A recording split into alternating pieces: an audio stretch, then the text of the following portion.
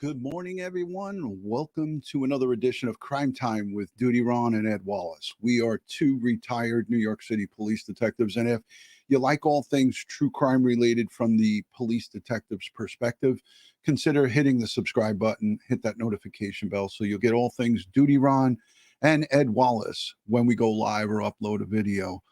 Hey, today I wanted to just have a chat with you guys. I'm having my morning cup of coffee.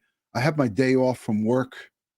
Sorry about the coffee drips there, but I'm having a cup of Joe in the Jesus is the Gift coffee mug. And it's a pretty trying time in the true crime genre here. We have Lori Vallow on trial for the heinous murders of her son and daughter and Tammy Daybell. You also have the trial of sincere and classic Trezell and Jacqueline West out in Bakersfield, California. They stand charged with the murders of their adopted sons in Bakersfield, California. And we also have Angela Pollina, who has been sentenced yesterday for the horrific murder, frozen to death in their garage, Thomas Valva. And we also have Gannon Stout, the trial of yet another mother, another parent, murdering their own. She was a stepmom, step monster. This is difficult for seasoned veterans like myself. And as you heard in the Lori Vallow trial, the testimony from the detective who was taxed with going out to Chad Daybell's property and digging up the remains of Tylee and JJ. I don't know about you guys, but, I, again, survived the World Trade Center. I responded to September 11th, 2001.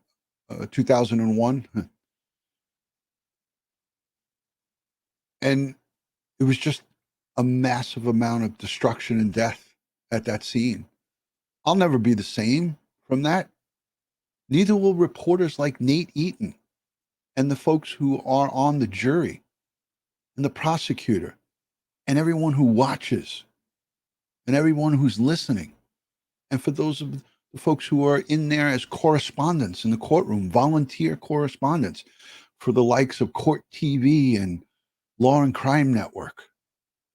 Those people, you can't undo what is shown in court. And I wanted to come live with you guys this morning. And thank you for the super chat there. Christopher, fan always. Thank you so much.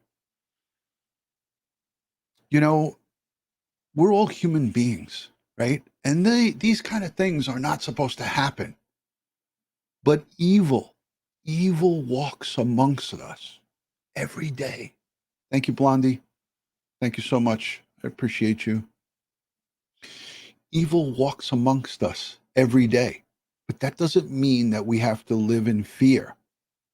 But these trials, the trial of Lori and Chad Daybell, Lori Vallow and Chad Daybell, the things that you'll hear are horrific. There's no getting around it. There's no giving you fluff and trying to make it sound nicer. It's horrific.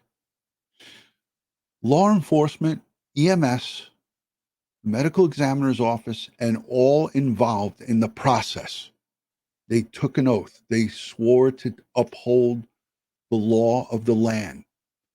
They took an oath when they became police officers and professionals to do the job. Because it's horrific doesn't mean they'll run away from it and they'll look away. That's what makes it special, that there are people out there that are able to do the things that common folk would rather not do. And we'll hear testimony this morning. I'll play for you from the detective. Ray got on that stand and talked about remains of JJ and Tylee. Remains of Tylee in a bucket, in a burned green melted bucket. So if you suffer from any type of PTSD or any of this kind of conversation may be difficult for you, I'm gonna talk about it. We're gonna show it. We're gonna listen to it. But I don't want to underscore all the other things that are going on. You know, Tammy Daybell, they said she died in her sleep. Chad Daybell and Lori stand responsible for her death. And there's many, many more. Charles Vallow. The list goes on and on. We haven't heard the end of the death and destruction around Chad and Lori. They're evil, as I said, sick monsters based around, as we heard the prosecutor say in her opening, money, power, sex, and I would add to that extreme religion, religious beliefs. You know, Chad wrote those books, the Doomsday Fortune Couple, right? Those books of the end, 1444 or whatever. Anything that's extreme is dangerous. I don't care if it's religion, way of life, way of operating. Anybody that is over the top extreme with their beliefs can be dangerous and can be deadly, as we see here. You know, I was in on Nate Eaton's live stream last night, and Nate, you know, he exhibited a lot of emotion. You know, he's a seasoned reporter, and Nate had an hour plus long live stream last night. You know, I'm home today because of a Jewish holiday today and tomorrow. So I'm home. I'm here in the studio. But, you know, Nate Eaton had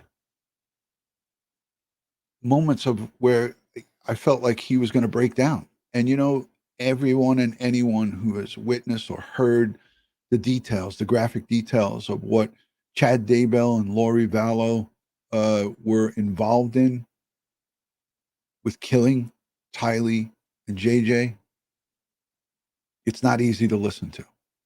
Yeah, Rhino Girl, he did battle through it. So I'm going to let you listen to a little piece, and then I'm going to play some of Nate Eaton's so you could hear how he presented what he presented last night. But let's take a listen in. More evidence presented today in the case against Lori Vallow. The so-called doomsday mom is on trial for the deaths of her two youngest children, 7-year-old JJ and 16-year-old Tylee. Fox 10's Justin Lum is in Boise, Idaho with the latest on today's developments. We want to warn you, much of the evidence we were shown this morning was very graphic surrounding Lori Vallow's two dead children, JJ and Tylee. The testimony we heard from this Rexburg police detective was heavy, and we knew it was only going to get more difficult throughout the day. But before the afternoon session in court could even get underway, Vallow requested to be excused from the rest of today's evidence portion. Her lawyer cited her fragile mental health and an emotional day, but the judge denied her. Once they started removing the soil slowly and methodically, we began to see a black, round object starting to protrude through the dirt. Lori Vallow sat in court with her arms crossed, looking away from the projector screen. Another warning for viewers, what we had to see was extremely graphic.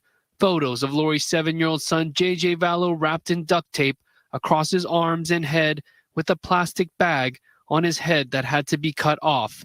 This photo is the last photo of JJ. It was used in court also to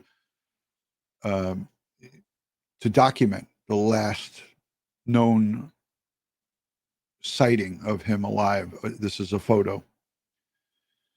Detective Ray Hermosillo described witnessing the body at the Ada County Coroner's Office in June of 2020, shortly after investigators discovered the remains of JJ and his big sister, 16-year-old Tylee Ryan, on the property of her husband, Chad Daybell. The jury looked at devastating images, some holding back tears, as we saw the shallow graves the kids were buried in and what was left of Tylee's remains. Hermosillo says a team of investigators between Rexburg Police and the FBI took turns digging because it was so hard to smell the charred bones and flesh covered in dirt. Burnt flesh, bone, all kind of what appeared to be put in a green bucket. The bucket had melted. The detective also took the jury back through the investigation several months prior in late November 2019 when Rexburg PD served a search warrant at Lori's town home. Police found empty closets with hangers and no one inside the apartment. They recovered weapons in the garage, including multiple rifles, a handgun, several rounds of ammunition, a ghillie suit, and Alex Cox's passport. Alex is Lori's dead brother and alleged co-conspirator along with Daybell. We were contacting anybody that would listen to us or take our calls, trying to find the whereabouts of the kids. And tomorrow morning, we expect to hear more cross-examination with this Rexburg police detective. So that's what we heard about yesterday. You know, day 3 today, like he said, there'll be some cross-examination. But I don't anticipate the cross-examination to be extensive or elaborate. The detective described what he was tasked with doing with his search warrant. And, you know, he describes what he did in great detail and what all of the men and women who were there did in great detail. Now, listen, like I said, we're all human beings, and this is very difficult, but this is a part of true crime. This is a part of when we cover these cases. Look, Quentin Simon was allegedly murdered by his mother and thrown in a garbage dump. And FBI and detectives had to search through a garbage dump for weeks, looking for his remains, and they found his remains. This is not uncommon in police work. And again, as we see, this trickles down as the justice system, as the criminal justice system proceeds. It trickles down to the public, the juries, the folks who are selected for the jury, the reporters, local folks, and national and international folks who watch this, right? We're all affected by it. And let me just say this. You know, when I say extreme religion, my aunt is a Catholic nun. She goes to church almost probably every day. That's not extreme. When I'm talking about extreme, it's when people are speaking about eliminating people who don't believe in what they're talking about. When, like Lori and Chad, if somebody disagreed with their line of thinking, they eliminated them. That's what I'm referring to. And I saw some people in the chat say, you know, I'm a Christian, I'm a Catholic, I'm a, you know, and I take my religion seriously. That's fine. But when you take it to the extreme where you're actually murdering people and eliminating people and claiming that people are demons because it doesn't fit your bill and your narrative, that's what I'm talking about here. That's what I'm saying. Someone is not acting normal and not acting right, saying things and calling people different names than what they are. And you have a guy like Charles Vallow, who was murdered by Lori's brother because he was getting in the way, saying to police, I need help. She needs help. She's calling me by another name. And yet people just turn their head the other way. You know, Lori Vallow used and it continues to use her manipulative ways, and tried yesterday to get out of listening and seeing these autopsy photos. But the judge, thank God, said, no, you're going to sit here and you're going to watch this. And I commend Judge Boyce for saying and doing what he did and not folding to her nonsense. You know, like I said, we have so much to talk about here today. Give me a second. We have so much to talk about today. And at 4 p.m. Eastern, I am going to have Barbara Butcher. She is the New York City Medical Examiner's Office Chief of Staff, retired. She's a legal medical death investigator. I am going to have her come on at 4 p.m. today. You are going to witness history here on Crime Time with DutyRon, 3 live streams in one day. So I'm doing this one, 4 o'clock Eastern. Barbara's going to come on. She's going to explain the cause of death, Tammy Daybell, asphyxiation. She's going to also, I'm going to ask her about Tylee and JJ and what her thoughts are on based on what we've heard so far in the courtroom. And I'll be following Sincere and Classics day 6 and day 3 of Lori Vallow's trial. So I'm going to have my earpiece in a good part of the day listening to these trials. Ed is in Japan. Ed is traveling, as everyone knows. He's on vacation with his family. He's not on a business trip. This is his vacation. So he'll be in Japan for the next 9 days. So we're going to hear from Barbara today, and she's going to speak about asphyxiation. And we're going to stick to educating us and educating the Crime Time with DutyRon audience on where we're at and what does this mean, and some of the possibilities. So Barbara is going to come on at 4 p.m. We were going to pre-record this thing, but I'm going to do it live for you guys. And let me know in the chat here if you prefer live videos or uploaded videos. I'm going to play a piece that was uploaded by Eaton. Do you guys prefer to have the live videos? Put a 1 in the chat. Press a 2 if you like the regular uploaded videos where there's no interruptions. Like here, I'm speaking with you guys. Sometimes we get into some other areas and we get sidetracked. So it is sometimes a personal preference. Some people like the live videos. And if you like that, chime in, let me know. I love these polls. Wild Z Pony, she's saying 1. Dr. Pamela says 1. Kristen, she likes the videos. There's nothing wrong with that. A lot of people like the videos, but I think more prefer these live streams. And at 4 o'clock, I'm encouraging everyone, if you want questions to be directed to Barbara Butcher, retired New York City Medical Examiner's Chief of Staff. She was instrumental in identifying the victims of 9/11, September 11th, the attack on the World Trade Center. And her office, at the medical examiner's office, they were tasked with identifying body parts through DNA for families and loved ones of those who went missing. My cousin being one of those who were not accounted for, never came home. A local 3 electrician on September 11th, 30 years young, called his wife and said, I'm on my way down in the stairwell.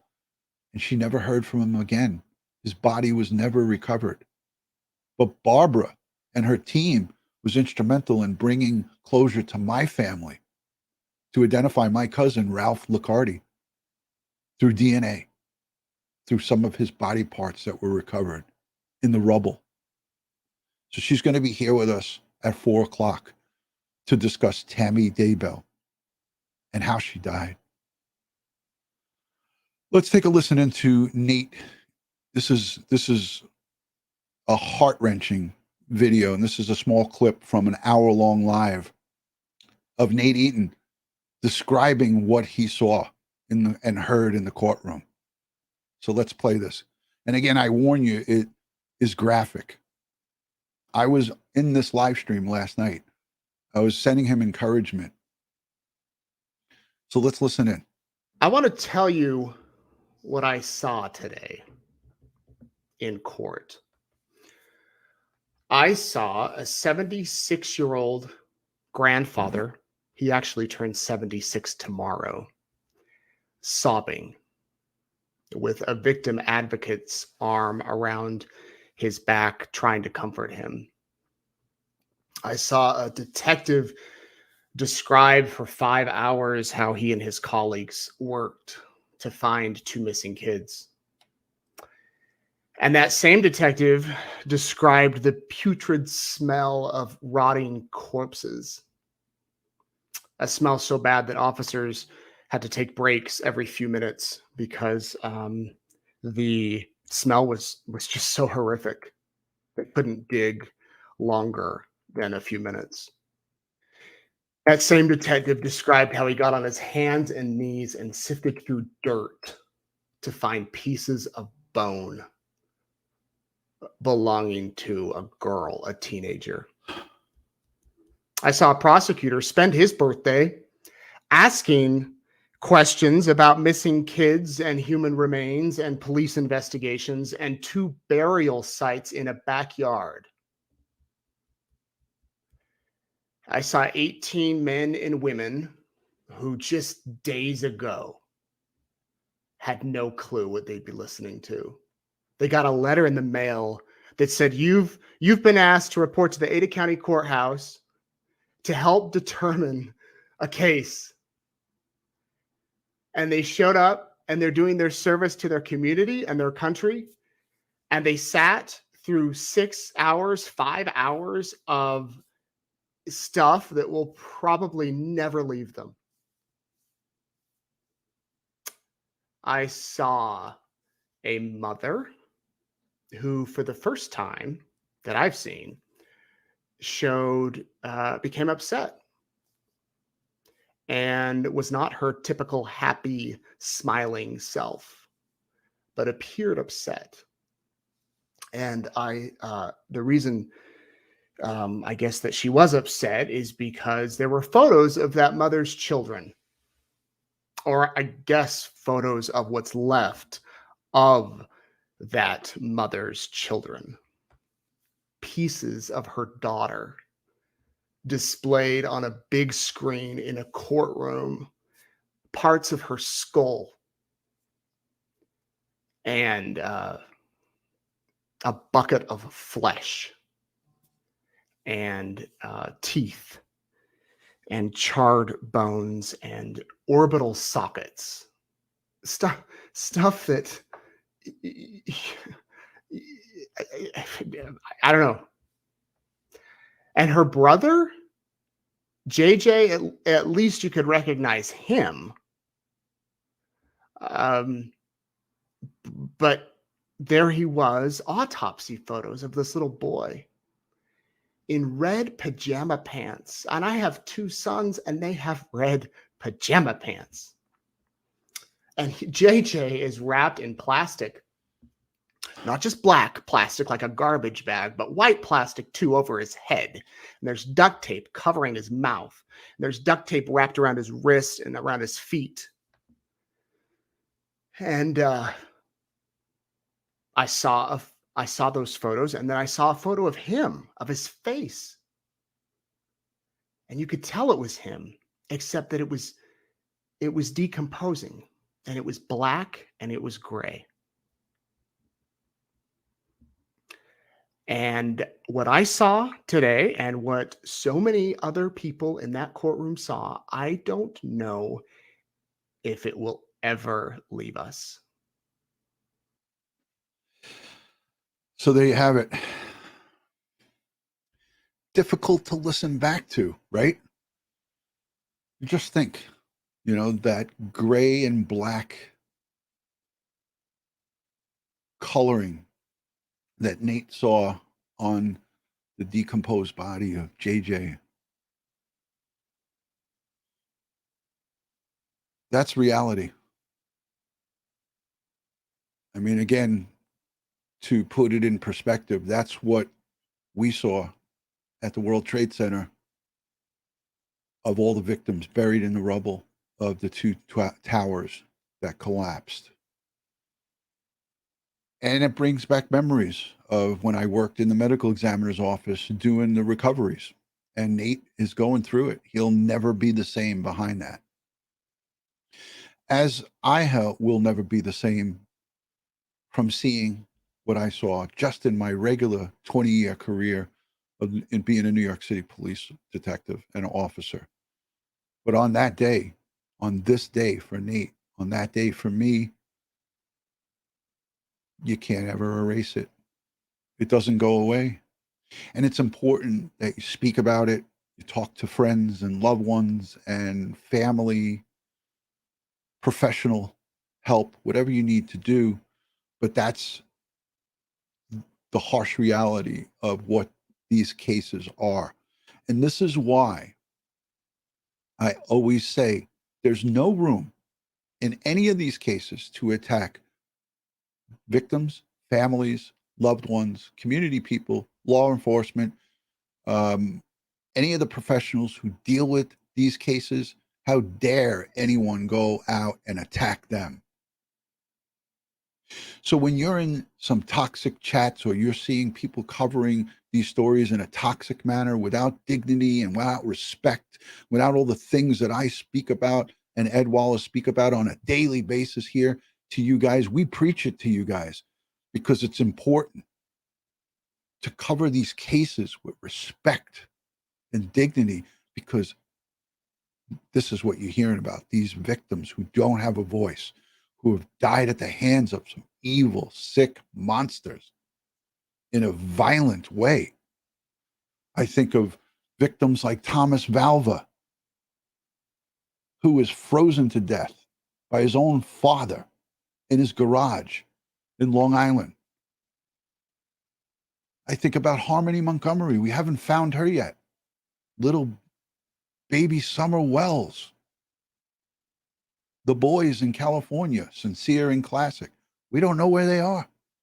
We don't know what happened to them.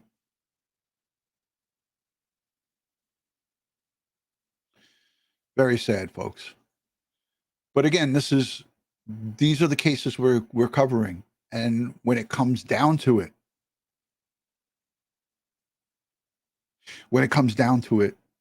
that's why it's important to have respect for these cases and to cover them with respect, not make a freak show out of it, not make a laugh or a joke out of it, not to make up stories that never happened, not to lead you, the people who are following it, down rabbit holes that don't exist.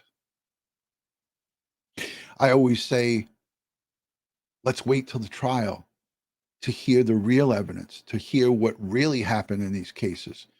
And that's what we're seeing today, day 3 in the Lori Vallow Daybell trial.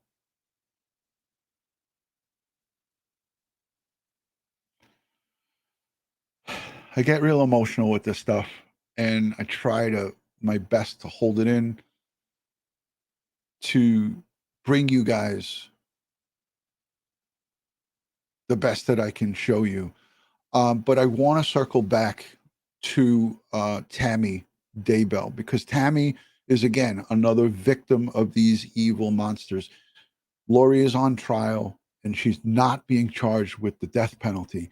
How many people here in the chat have a hard time swallowing the pill of no death penalty in such a heinous, what we just heard about Tylee and JJ and Tammy? We didn't hear anything about Tammy yet. Was she poisoned? Was she? Did Chad put a bag over her head? How did she become asphyxiated? Right? But we need and want to get to the truth, and hear the real deal of what happened. Not some made up, conjured up, ridiculous story that somebody sitting on their couch makes up. I want to play a piece for you from 8 months ago. How many of you remember in the Lori Vallow Daybell case with Chad, after her body was exhumed, how many of you remember Tammy's children, grown adult children, saying and defending their dad? I remember it. I have no problem with it. Those are his children. But 8 months ago, 48 Hours did an interview with all of his grown adult children. And they were told that the mother died of asphyxiation 8 months ago. But yet, yesterday in the courtroom, we heard for the first time law enforcement officials confirm that it was death by asphyxiation. So 8 months ago, I'm going to play just a small seconds of this clip. And I got to push it forward to, here it is. All right.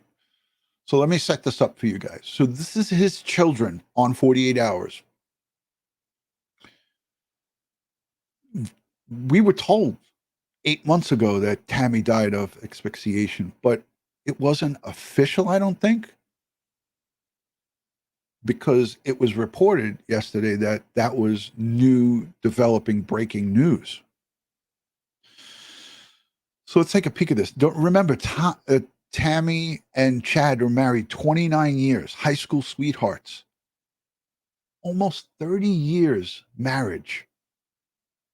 And he just decides one day that he's going to kill her, along with Lori.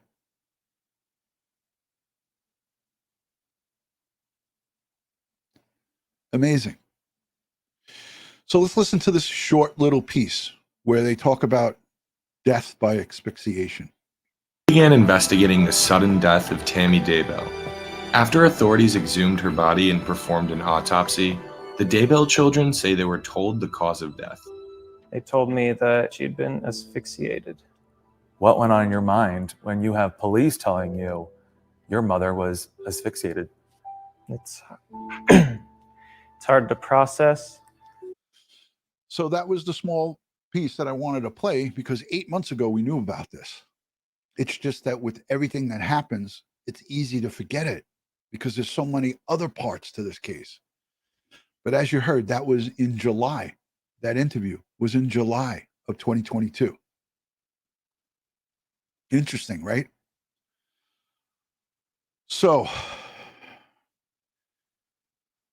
you know, a death is a death. Tammy was also a victim of Chad and Lori's extreme beliefs and greed of money, $400,000 life insurance. Evil, sick monsters. Very evil. Let me play a piece of coverage, a little bit of coverage about. Welcome to the news judge. at 4. I'm Doug. This is a news about her through her attorney when we went for break yesterday, asking to be excused because it was too much for her and her emotional state is just too fragile. Let's listen in.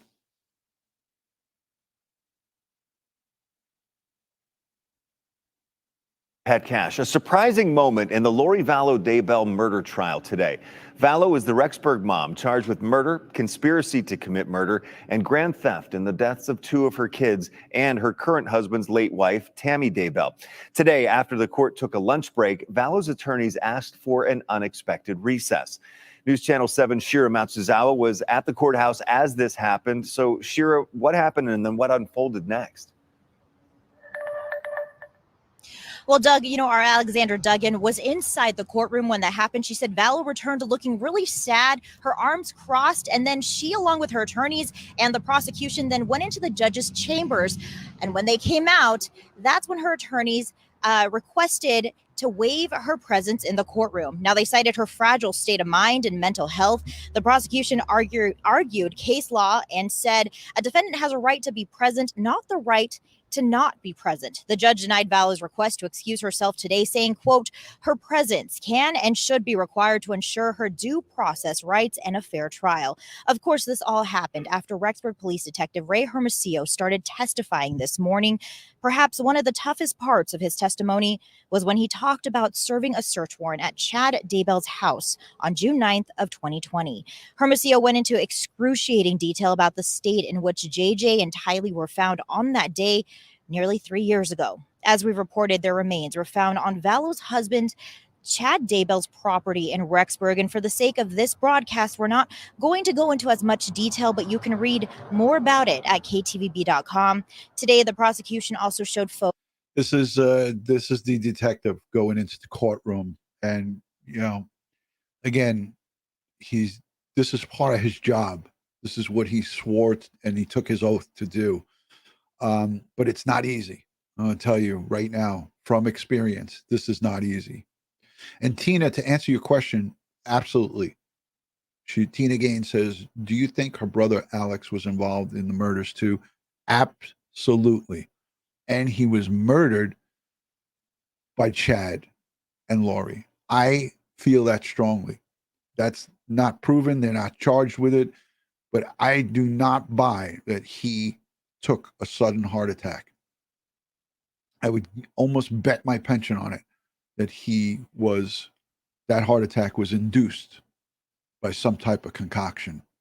And I'm going to ask Barbara about that today, because it's been spoken about out there in the live stream and Twitter spheres that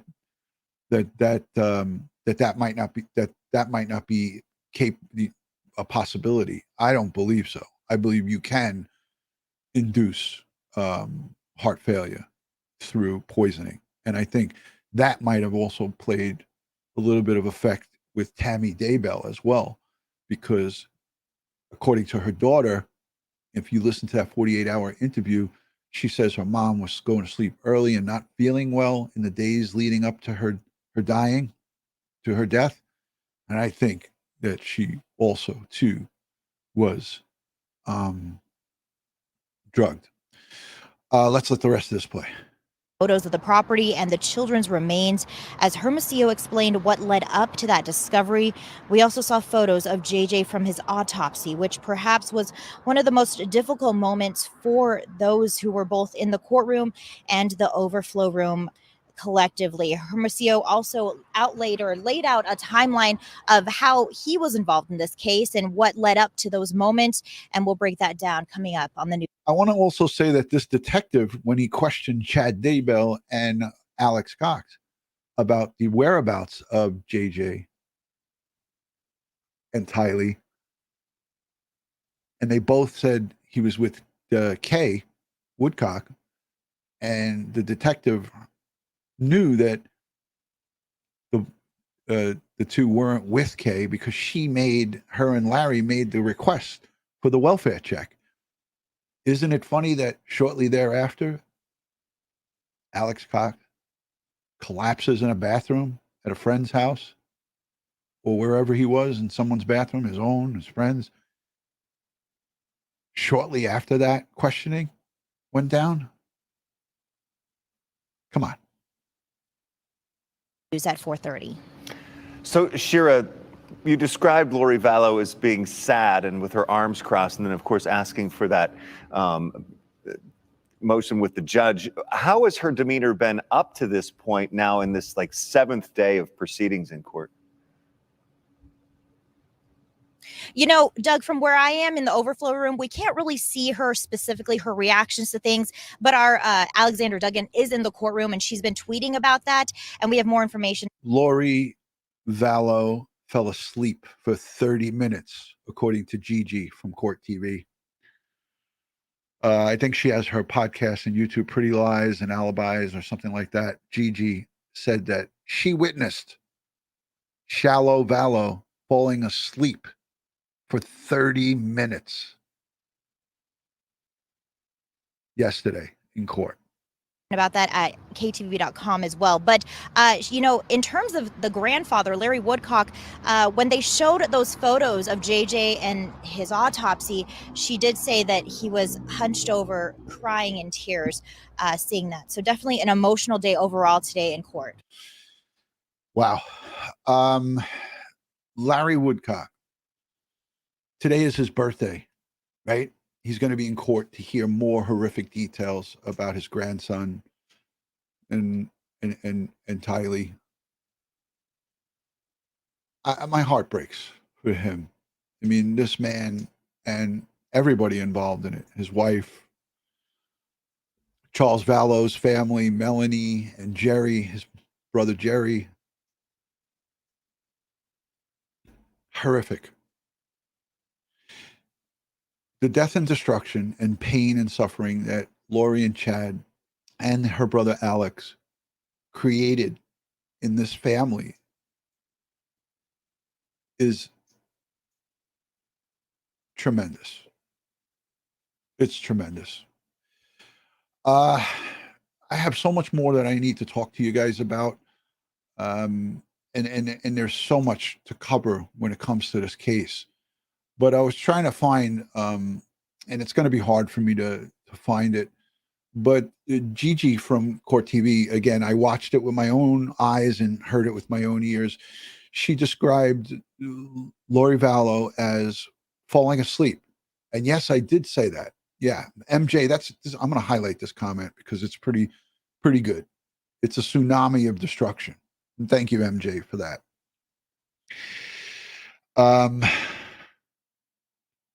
Just unbelievable. As each day goes on, today will be day 3.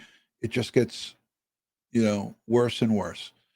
But I think, again, there's so much for the prosecution to cover here, and they are going to present beyond a reasonable doubt that the crimes that they are alleged to have committed were committed by Lori and then Chad. And I feel that Chad, more so than Lori, would qualify for that death penalty because it would be hard for the defense, the prosecution, to prove that Lori herself actually committed these murders. She definitely is behind them. She definitely orchestrated it. But to prove beyond a reasonable doubt in a death penalty case, now I'm not a lawyer, but I know about the law a little bit.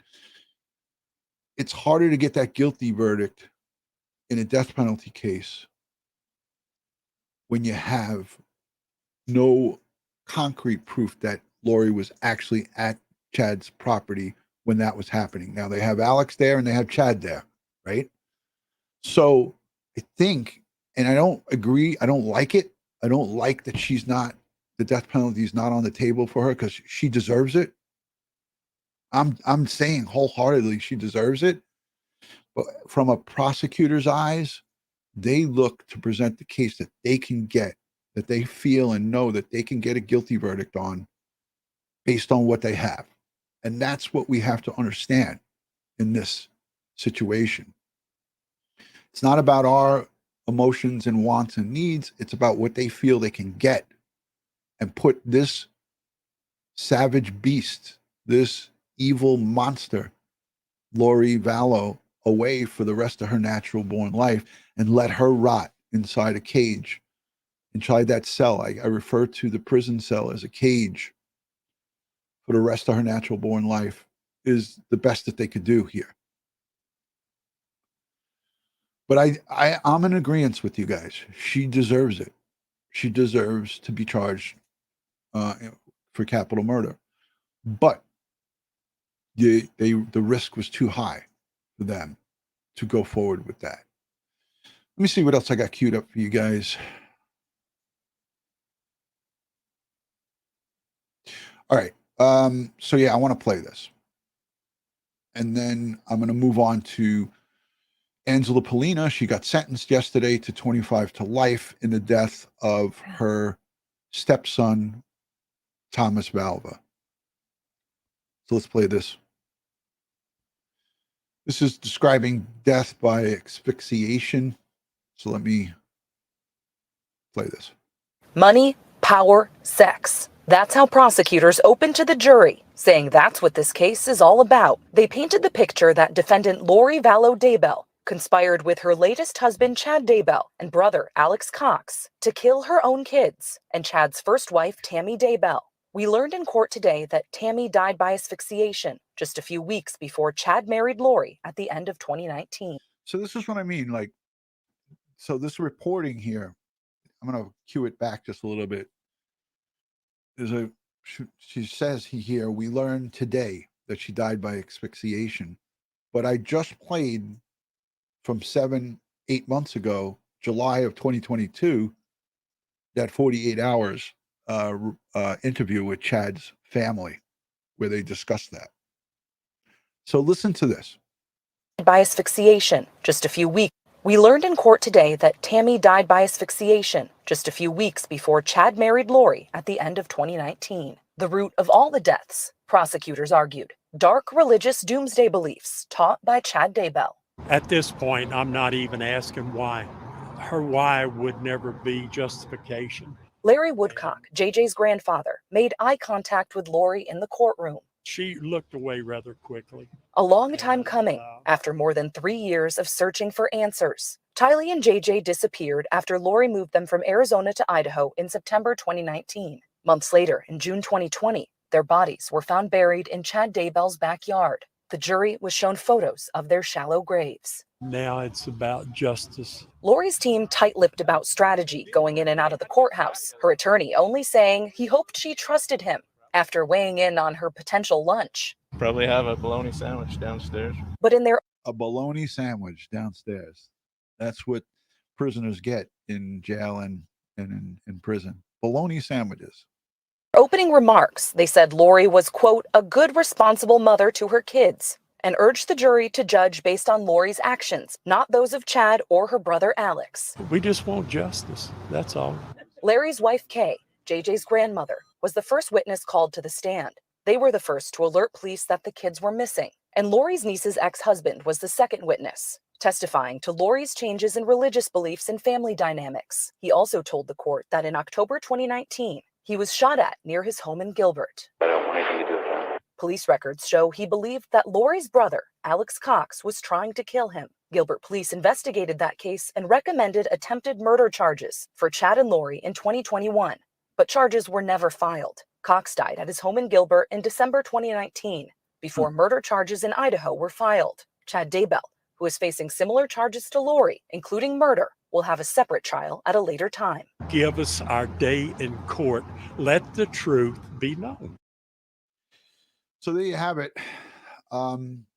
This is extended coverage from, this trial, and, more to follow in the days ahead. There's just so much to unpack. But yeah, the line of death and destruction created by Lori and Chad. And you heard this reporter in this news piece say it very well. She said, because of extreme religious beliefs. This is extreme stuff. She, again, remember, not accused, she called Charles Vallow a demon. She called him by another name. I don't remember that name. She said to her friend Melanie that Tylee and JJ were possessed or demons. This is an extreme, crazy line of thinking. But in her sick mind, she felt that these kids were zombies. Yes, thank you, MMM Rhino Girl. Thank you. So there's the name. Thank you, courtesy of ATS News. Happy belated birthday. She celebrated her 25th birthday just a couple of short days ago. So happy birthday to ATS News. Amber, good to see you. So yesterday was day 6 actually day 5. Today's day 6 in the trial of Trezell and Jacqueline West. We're hearing from friends, pest control folks, responding officers, the chief of the California City Police Department now, Chief Hightower. We heard from one of Jacqueline West's friends who doesn't recall seeing the boys. These are our California City boys who were murdered by Trezell and Jacqueline West. Their bodies have never been recovered. They're still being charged with their murders. They're on trial in Bakersfield, California. Today will be day 6 of that trial. Again, so much testimony, so many things there to unpack. They anticipate the entire month, remaining month of April here, all of May, and then closing arguments in June. So we still are looking at another 45 days, perhaps, in the trial of Trezell and Jacqueline West. And 9:00 tonight, I'll be live for the 3rd time, 3 times in one day. DutyRon's going to be live with attorney Melanie Little. We are going to cover Trezell and Jacqueline West, Sincere and Classic, the boys from California, day 6 wrap up. We're going to go over day 4, 5, and 6 with attorney Melanie Little at 9 p.m. Eastern. I'll link all of those live streams in the description. This one is going to go straight to the 4:00 live stream with retired New York City Medical Examiner's Chief of Staff, Barbara Butcher. We're going to discuss Tammy Daybell's manner of death. We're going to go over cause and manner, but the cause is what we're going to highlight, and that's asphyxiation. And I want to have Barbara explain to you guys the 4 ways asphyxiation can be accomplished in murdering somebody. So that's going to be a 4:00 p.m. live stream. We're all going to be headed over there from this one. But I wanted to cover the sentencing of Angela Pollina. She is, again, the step monster who's responsible and is found guilty for the death of Thomas Valva. There he is, Tommy Valva. Yesterday in court, the prosecutor, again, this is a woman who decided to keep this boy and his other brother, Thomas and Anthony, both autistic, in a garage with 19 degrees Fahrenheit temperatures. He froze to death, froze from hypothermia. He died from hypothermia. And I want you guys to listen to what the prosecutor says in Suffolk County and Riverhead and how she outlines what Angela did to this poor little baby. So give me 2 seconds. I want to cue this up because I have it set up for you guys. I want you guys to hear it, and then we'll wrap it up. So this is coming to you from News 12. All right. And News 12, they have some great coverage on this. And I can't speak higher about how they stayed on this thing. They stayed on this case because it got swept under the rug. Just as you hear very little coverage on Trezell and Jacqueline West, Sincere and Classic, I don't think it's fair that some of these cases get just swept under the rug. It's just not right. It's not a good look when we're talking about little kids. So, okay, here it is, live from inside the courtroom. Why do I not have this right?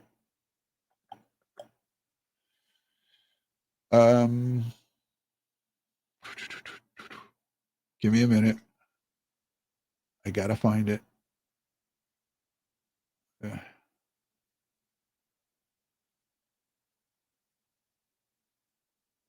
Where is it? Come on.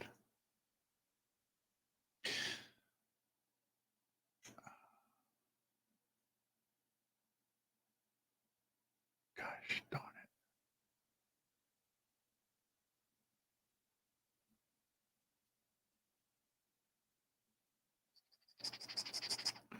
All right. Give me a second. Give me a second to find because I must have saved it and then now it's not in my file. So I got to go and look somewhere else for it.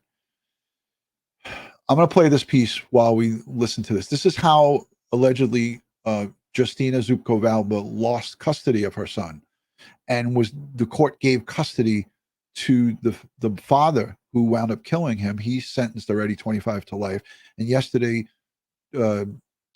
Angela Pollina got sentenced to 25 to life. But let's just take a listen to how and why the mom lost custody of her son and how it was done wrong by family court. So this is just coverage of that while I search for what I need to show you guys. Questions after police say an 8-year-old boy died when his father made him spend the night in a freezing garage. Did authorities ignore warning signs that the child was in danger?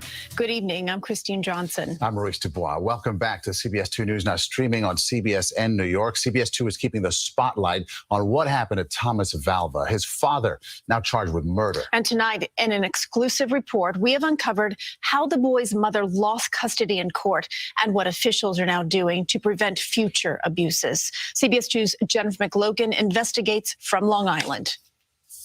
Blue ribbons adorn Main Street in Center Moriches, where a community has come together with love and support for victim 8-year-old Thomas Valva and his legacy, prompting change.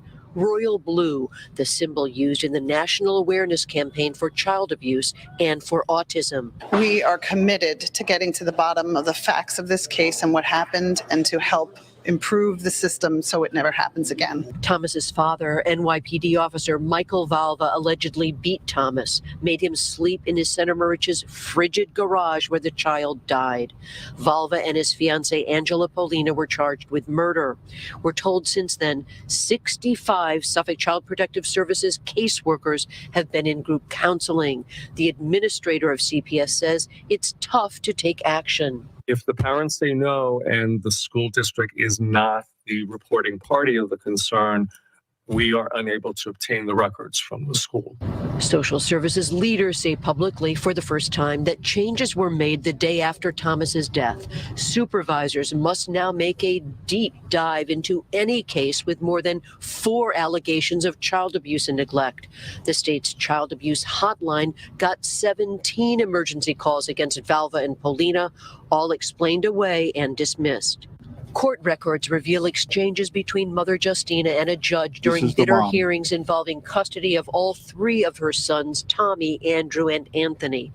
Mother: my children are coming soaked in urine. Anthony is sleeping in the garage. His hands and feet are bright red, Your Honor. He's not getting any food. Judge: Ms. Valva, move along. I can't remember everything you are saying because you're saying so much. Mother: Your Honor, the CPS is not doing the job because they are closing the reports the next day. The judge did. This was long before her son was murdered by his father. She was begging and pleading for the court to take action. And this is what happened. Mother: Your Honor, the CPS is not doing the job because they are closing the reports the next day. The judge denied the mother's motion to return the children to her. Mother: Why? On what basis? The children's life is in danger, Your Honor. Judge: Because I said so. Attorney Thomas Liotti lodged a formal misconduct complaint against the judges who are elected, not appointed, in the Valva case. The New York State Commission on Judicial Conduct's 11-member panel will decide the judge's fate. They do not deserve to be judges of any kind, and they should be removed immediately. These judges are basically criminals. They should be charged, in my eyes, with the death of Thomas Valva. But nothing's ever happened. Nothing's ever happened to them. And that's the sad and this is the sick part. So let's listen to this. This is the sentencing. Well, 25 years to life in prison. That is the sentence for Angela Pollina, the stepmother of Thomas Valva. Yeah, a jury had found her guilty of freezing and torturing that 8-year-old little boy. Today, a judge gave her the max sentence. Big 7's James Ford at the courthouse in Riverhead, Long Island, with more for us. This was really a condemnation by the judge who called Pollina a torturer. Angela Pollina was led back into the courtroom where she'd been found guilty almost exactly a month earlier for the murder of 8-year-old Thomas Valva. She stood showing no emotion as the lead prosecutor reviewed the case. We have to accept it because of the Nest video and the text messages from the defendant's cell phone that made something that is the stuff of horror movies a reality for Thomas. The prosecutor spoke about how for months Pollina had recorded on a house-wide surveillance camera system how she'd forced Thomas and his then 10-year-old brother to sleep without any bedding on the cement floor of the garage of the home she shared with her fiancé, their father, Michael Valva, an NYPD cop. On the morning of January 17th, 2020, when it was 19 degrees outside, Thomas died of hypothermia. That was part of a 2-year episode of abuse, a jury concluded last month. On Tuesday, Judge Timothy Mazzei issued a sentence after first asking Pollina if she had anything to say. He said he learned firsthand when she'd testified during trial last month how evil you really are and really were. He said she's headed to maximum security prison. My only regret, Ms. Pollina, is they don't have a garage there. With no heat, and no mattress, and no blankets, and no pillows. And he handed down a 25 years to life sentence. There was reaction from the gallery. Pollina has 3 children of her own, now living with their fathers, who were among those applauding. She's gonna live better than Thomas did. And it's disgusting. And she's getting what she deserves. A handful of jurors came back for sentencing. There was effort made to watch these kids and look at them like Big Brother. District Attorney Raymond Tierney said that ended up being key evidence in the conviction. This was evidence too, just released. The photo of Thomas taken by teachers the day before he died, showing signs of hypothermia. Oh my God. Wow.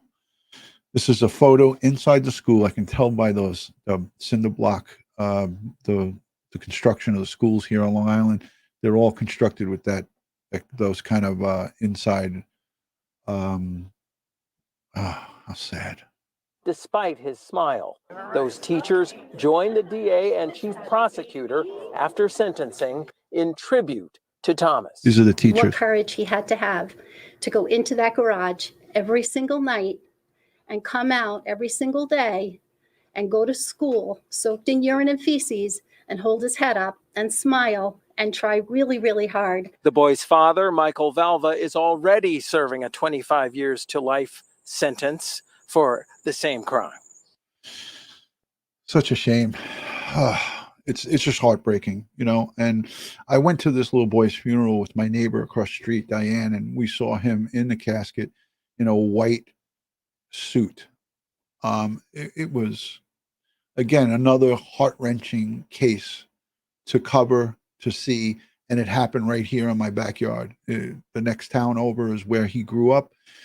Angela Pollina, the monster who was sentenced in this case, along with the boy's father, she grew up and lived in my town where I live right now. I didn't know her. I didn't know her family, but they lived in my town. So just horrifying.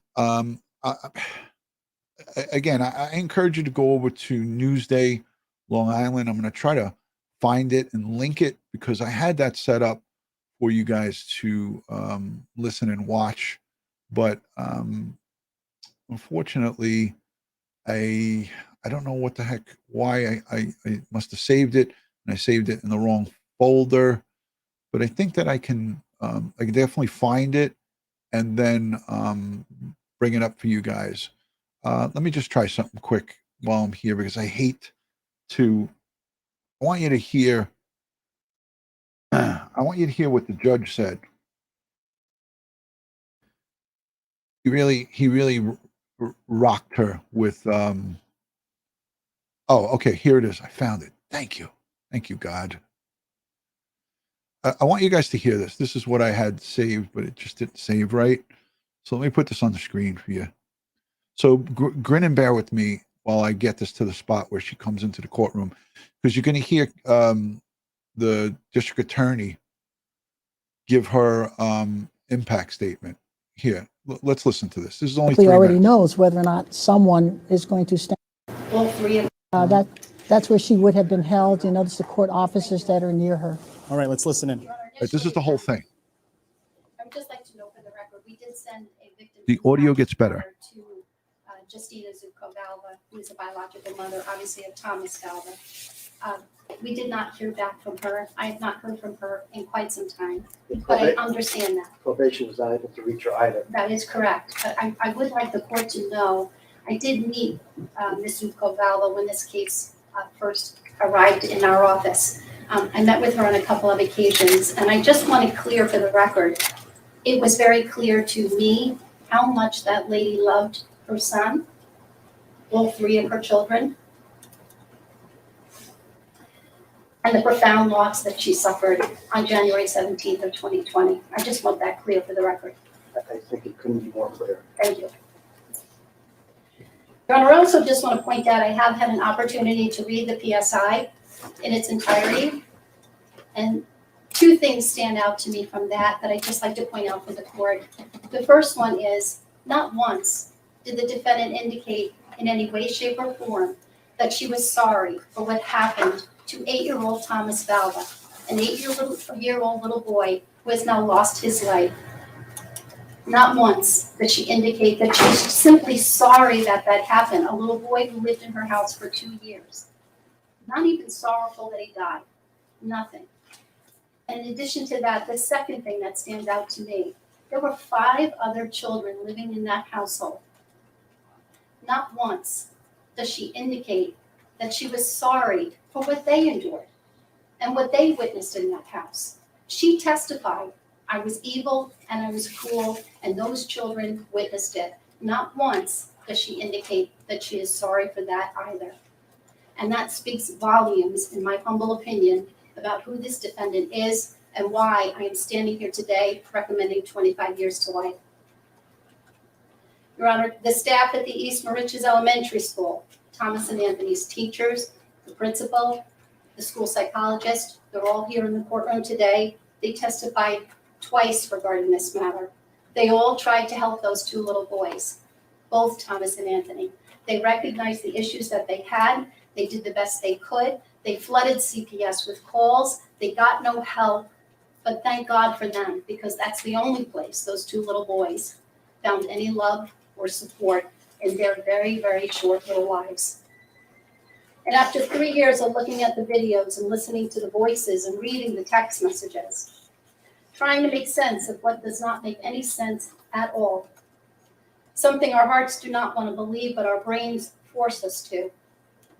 We have to accept it because of the Nest video and the text messages from the defendant's cell phone that made something that is the stuff of horror movies a reality for Thomas and Anthony. Thomas, who was just 8 years old when he died, and Anthony was just 10 years old.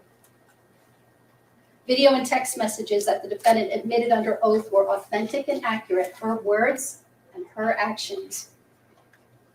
We saw the photo that Thomas's teacher, Kelly Wilson, took the day before he died.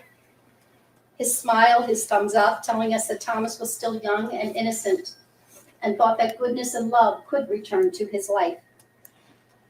Except that it wasn't. Because what we know from the evidence in this case beyond any doubt is that Thomas wasn't surrounded by love the day that he died, as he should have been. He was surrounded by nothing other than pure evil, as admitted to by this defendant.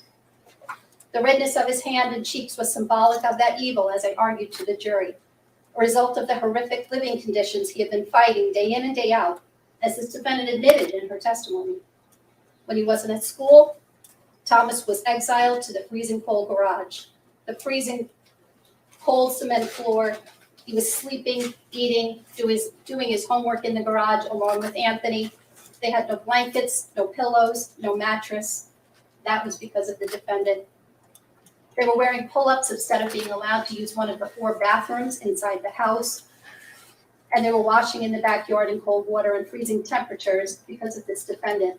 In the morning Thomas died, just to remind the court, it was 19 degrees outside. Your Honor, again, in my most humble opinion, Thomas was a profile in courage.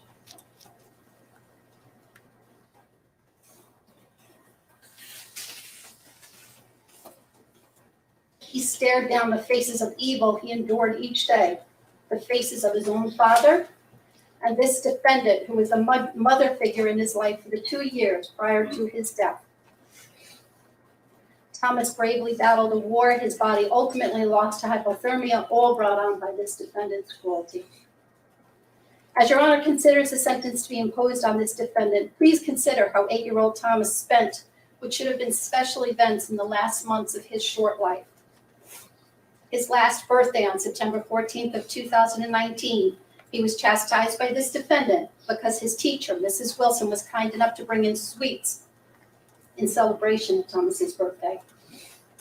His last Halloween on October 31st of 2019, he was dressed as a prisoner, which he was.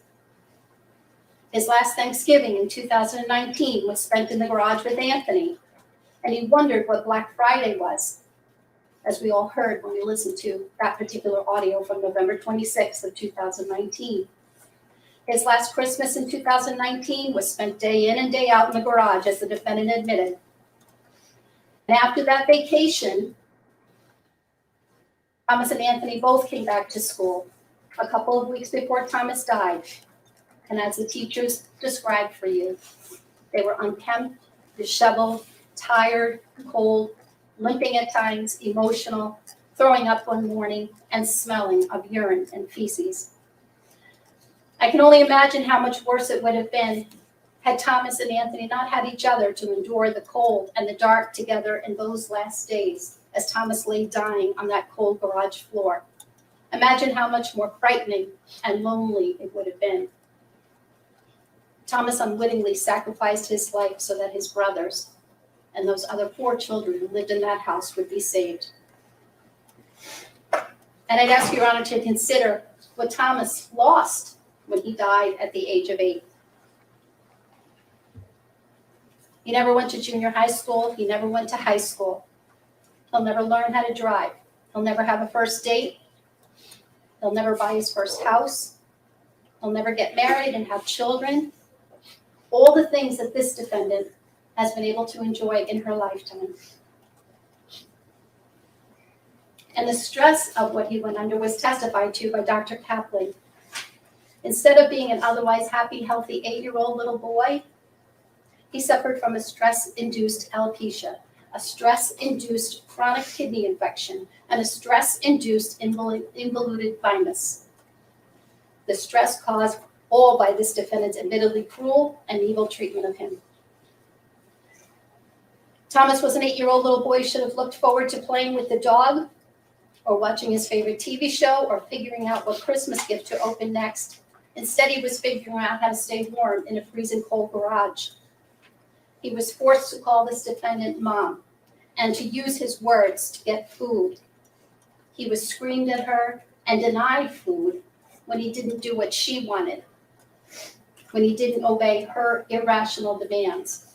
And we know all that thanks to the next video. Your Honor, I would also ask you to consider, in addition to the 2 or 2.5 years of torture that he endured at the hands of this defendant prior to his death and while living under her household, and living with her while his father went off to work in the city. She's the one who put him in the garage. Never once said, you know what, boys, stay in your room. You don't have to go out there. Your father won't know. Didn't do anything like that. Instead, she acknowledged in her testimony that even on the day that Thomas died, she owed him a duty of care.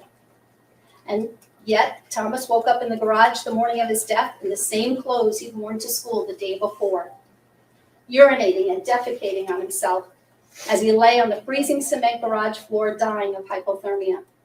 Not once did she ask if he was okay. Not once did she suggest that the boys come inside where it was warm. Not once did she offer the use of the bathroom to clean him up. Even on that one occasion, she couldn't show him kindness or mercy. But instead, she became enraged.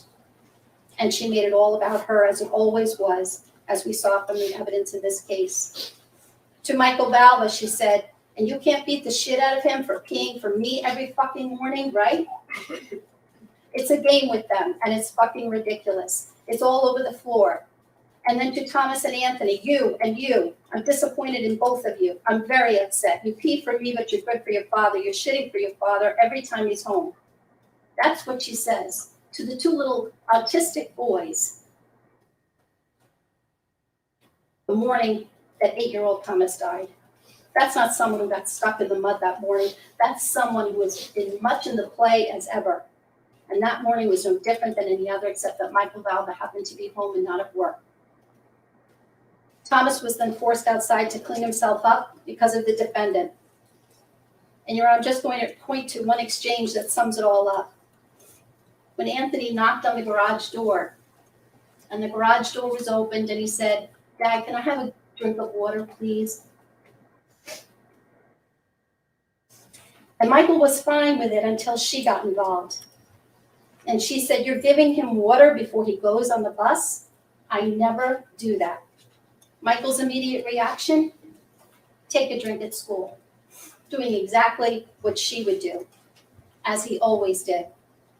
And he's culpable, and he's been punished for doing that, but it was her rules and her punishment imposed. And of course, then she told Anthony, "Don't act differently when your father's here. Never do I give him a sip in the morning. Bullshit. I'm always watching. No different because your father's home. Bullshit, Anthony." She wasn't stuck in the mud that day, as counsel argued. She ruled that household that day just like she did every day, with an iron fist in a tyrannical and admittedly evil, cruel fashion. She even knew that Thomas was hypothermic that morning. She explained it to her 7-year-old who didn't understand why Thomas couldn't walk. And she knew that he had fallen on cement pavers and had 2 gigantic lumps on his head, as Michael Valva told her. And tragically for Thomas, she stayed in the play and treated him as she always did, with a complete and utter disregard for his welfare. Not once did she offer to call a doctor or suggest calling 911, even though he was a quote-unquote bloody fucking mess, according to Michael Valva. Instead, she tried to manipulate that jury into believing that she held Thomas that morning and wiped away his tears. Well, Your Honor, you sat through the trial. That was belied by the evidence in this case. She repeatedly referred to Thomas and Anthony through text messages, most of them accompanying videos of the boys in the garage, referring to them as dirty, stinky, filthy, and disgusting. 8 and 10-year-old little boys who were under her care. On November 13th of 2019, garage stinks. I walked in, they both start getting dressed, and I told them to stop. I didn't ask you to get dressed. That's how she treated an 8-year-old and a 10-year-old. I don't care, I don't give a fuck. I'm not wiping asses. I told you I won't go in there, and I will not help. I threw their shakes at them, and that's it. I want my garage and home back the way it was. This is bullshit. I feel disgusted to go in my own garage. Those are her words. She didn't go in that garage on January 17th and hold that child. The night of January 3rd of 2020 at 7:59 p.m., both boys sleeping in the garage. January 4th of 2020 at 2:45 a.m. The defendant's words, the way Anthony behaves has nothing to do with not having a bed or blanket. Both boys sleeping in the garage that night. On January 5th of 2020, 12 days before Thomas died, I need to bleach the garage floor tomorrow, it's soaked. She didn't suddenly decide that she didn't mind sitting on the urine-soaked floor to hold Thomas, who in her words was filthy. On January 5th of 2020 at 7:38 a.m., everything is coming out of there, meaning the garage, books, clothes, etc. They too comfortable of a punishment because you, referring to Michael Valva, made it a home. There should not be one thing that belongs in a bedroom in there. That night, both boys sleeping on the garage floor, and she mocked Thomas. That SOB Thomas went in the dirty laundry basket, took the towel to cover himself. She sent a video of Thomas to Michael Valva, showing Thomas pulling the towel out and putting it over himself. It was 33 degrees that night. And then at 9:30 p.m., sending another video and text. Watch how he sneaks. Nothing phases him. And at 3:23 a.m., when Michael texted, "It's real cold out, snowing, boys better not get hypothermia," and he said that Thomas told him they're both shivering, no response to that text message. And those boys continued to spend that night in the garage as well. The law requires that for her conviction of murder in the second degree, the defendant be sentenced to a term of state incarceration. Fortunately for her, Your Honor, unlike Thomas's prison cell, hers will come with access to a bathroom and a shower. She's guaranteed to have 3 meals a day. She won't have to use words to get them, and she will not have to eat them in her cell, and she won't have to eat crumbs off the floor. She'll have a mattress, a blanket, and a pillow, all the comfort she denied Thomas and Anthony. She'll be able to leave herself for recreation or go to the library. Ironically, prison life will be better than the hell she subjected 8-year-old Thomas and 10-year-old Anthony to, and she will be surrounded by adults who will protect her from harm, something Thomas and Anthony experienced absolutely at school, absolutely not at home. And thankfully, there will be no children for her to manipulate and scream and curse at, and no children for her to inflict torturous punishment on. Your Honor, the suffering this defendant inflicted that resulted in Thomas's death deserves nothing less than the maximum sentence of 25 years to life, and I would ask that you so sentence the defendant at this time. And I appreciate your indulgence there. Thank you, Ms. Kelly. I'm going to skip the defense's rebuttal or request for 15 years, which is the minimum to life. I'm skipping over that because this is bullshit. Hold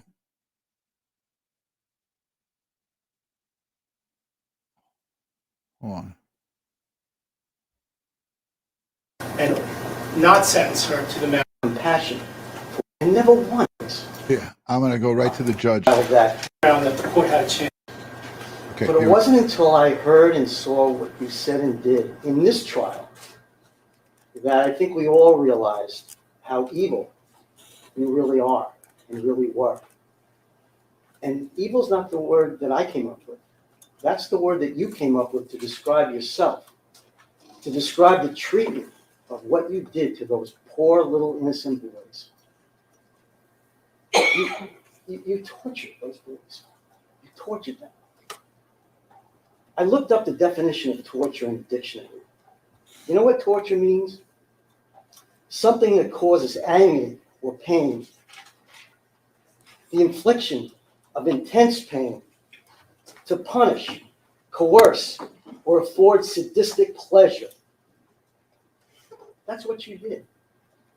And never once, as Ms. Kelly said, never once have you ever showed any sorrow or compassion for what happened to those little boys. I've had the opportunity to visit the prison where you will be sent. It's where all females in the state of New York go. My only regret, Ms. Pollina, is they don't have a garage there with no heat and no mattress and no blankets and no pillows. And what was it, Ms. Kelly? Nothing that belongs in a bedroom, so where you could sleep the rest of your life, because that's where you deserve to be for the rest of your natural life. Ms. Pollina, as a result of you being convicted of murder in the second degree under count 1, it's a sentence in the court that you serve an indeterminate term of imprisonment with a maximum of your natural life and a minimum of 25 years. As a result of your being found guilty of count 2, it's a sentence in the court that you serve 1 year. As a result of your being found guilty of count 3, it's a sentence in the court that you serve 1 year. As a result of your being found guilty of count 4, it's a sentence in the court that you serve 1 year. And finally, as a result of your being found guilty of count 5, it's a sentence in the court that you serve 1 year. Those sentences to run concurrent with each other. You can advise your client. Thank you, Judge. That's that. That was difficult to listen to, but I felt it's necessary to play it. I covered this case from day one, straight here until both of these monsters are put away. 25, her sentence was 29 years to life. She's 45 or so, give or take a year or so. So 45 years old now. She's serving 29 to life.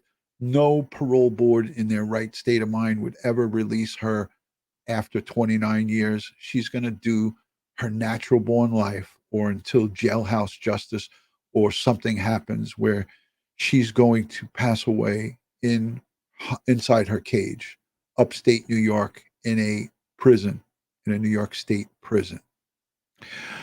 Again, I want to thank you guys for being here. 4:00 p.m. Eastern Standard Time. Retired New York City Medical Examiner's Chief of Staff Barbara Butcher and I will talk and break down the Tammy Daybell cause and manner of death, and we will also speak on JJ and Tylee Ryan. We're going to speak from the medical examiner's perspective. Barbara was kind enough to come and give us some of her time.